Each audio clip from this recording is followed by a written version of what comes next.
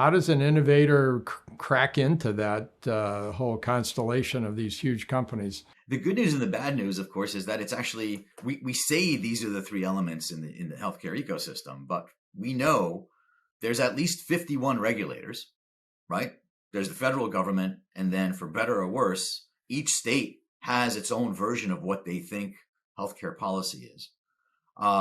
We know that insurers are not monolithic, and we know that their incentives are changing. And we, particularly in healthcare, right, which is this it's a very different business, right? You're not selling cars. Cars are complicated today in a way that they weren't 10 years ago.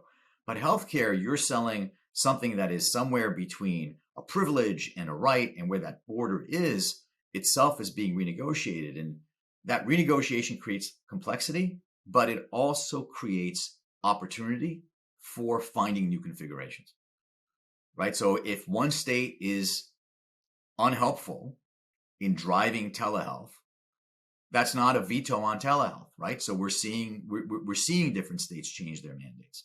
I actually think that the healthcare which itself, of course, from the provider side is not monolithic, has massively underplayed their influence and their ability to shape alignment in the ecosystem, right? I mean, healthcare systems are, they're some of the prime employers in whatever geography they're in, right? That's totally separate from their contribution to community health in the community that they're in. The people who work at healthcare systems tend to participate in, hugely within their communities.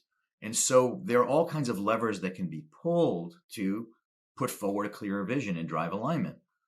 Whether they're pulled or not is something else. And that, again, I think where greater clarity and being able to express the strategy will lead to far greater effectiveness.